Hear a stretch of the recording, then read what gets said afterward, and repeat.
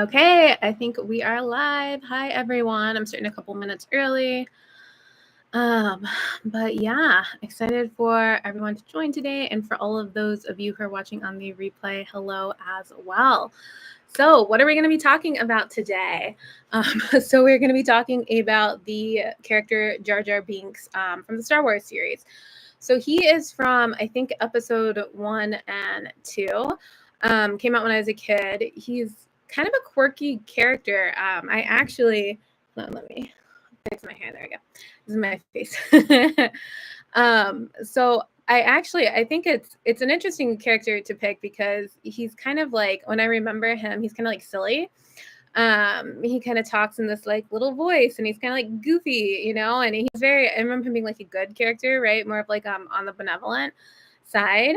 And so today that's who we're going to be talking about. And I might do more Star Wars characters in the future as well. But I'm going to talk a little bit about why I chose Jar Jar Binks first in a little bit. All right. And so what I want to first do is just introduce myself. For those of you who don't know me, I'm Judith Hope. I'm a Galactic channel for the Akashic Records. So what that means is basically I channel galactic history from the Akashic Records. And if you guys have heard that term before, it's normally associated with past lives. And that's a big part of what I do, right? I'm also a past life channel. I help my clients go into their past lives, and help them heal some of the trauma from those past lives, and then learn about some of the cool things that happen in their past lives as well. And basically, when we think of the records, you can think of it as like a giant database, as like the iCloud. It's traditionally thought of as a library. I personally see it in my mind as a library. I don't see it as a database. I see it as a library. Sorry, again, my hair is like, bangs. Why? All right, let me see if I can get these under control. And then, okay, we'll see. There we go. Maybe better. There we go. Okay. I think I made them worse since when I got on. All right. But we use it, typically to read about past lives or to learn about someone's past lives. But there's a whole lot of history in there too. And you can open it for more than just a person. So if you were to go in as a person, you're going to learn about all of your soul's history, all of your incarnations, all of your past lives, right? But you can open it also for a business. Now, business probably isn't going to have past lives, but like the history of the business, like you're like, oh, like I'm interested in buying this business, but I want to kind of know what's happened. Like you can go and you can open the Akashic Records and you can kind of see, what's happened in the business before that. Another thing that's really cool is like real estate agents can use it to open up, like if they're going to represent like a home, they can represent, go into open the Akashic Records of the home and kind of see like, okay, like feels like there could be some damage we can't see, or feels like this happened in the home before. Like you can use it like in very practical ways as well, instead of just like the woo-woo, you were this in a past life, or you're an alien in a past life. You can use it for a lot of different reasons and ways as well. So that's what the Akashic Records are.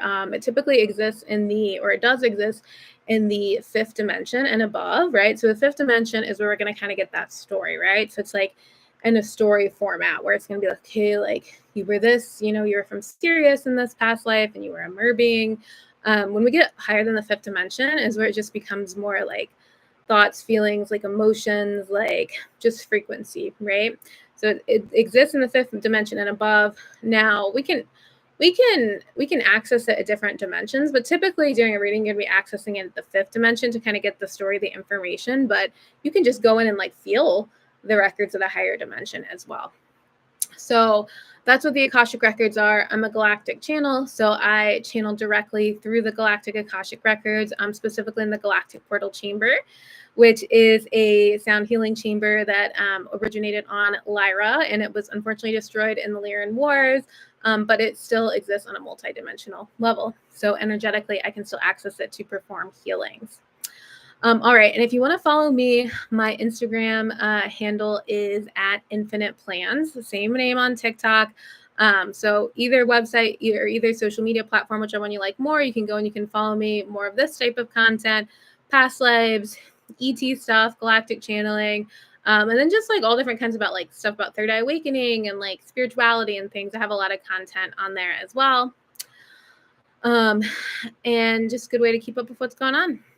All right. So before we get started, I want to state the obvious that I don't think that either Jar Jar Binks or Star Wars are actually real in a sense, right?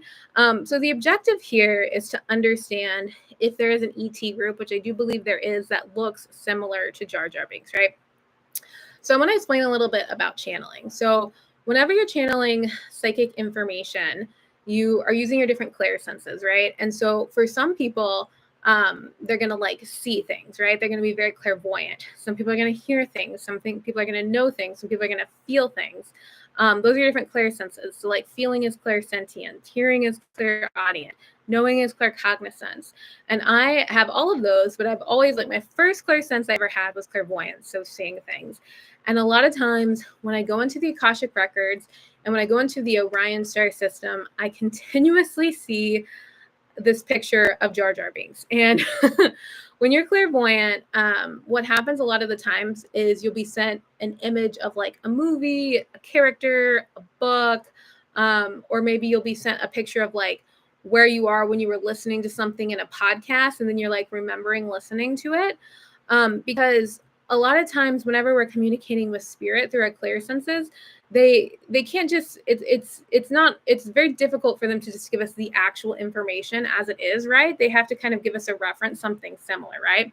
They can't just say like they're a group of ET beings that look like this, right? They're sending to me like, okay, here's a picture of Jar Jar Binks because he's the character that is most like these actual ETs, right? And so that's precisely what kept happening in my readings, my client readings. I've had multiple clients that had past lives as this alien who looks like Jar Jar Binks, right? So it's like they keep saying, okay, like this benevolent looking, dinosaur being. And I'll say, okay, like, have you seen Star Wars? You know who Jar Jar Binks is? That's who they're showing me. So it's going to be most, like him, right? So that's why I chose him, is because he keeps coming up in all my readings. He's definitely not the most well-known star character. He's definitely not the star of Star Wars. He's only in a couple movies. I don't know that he's had cameos in any of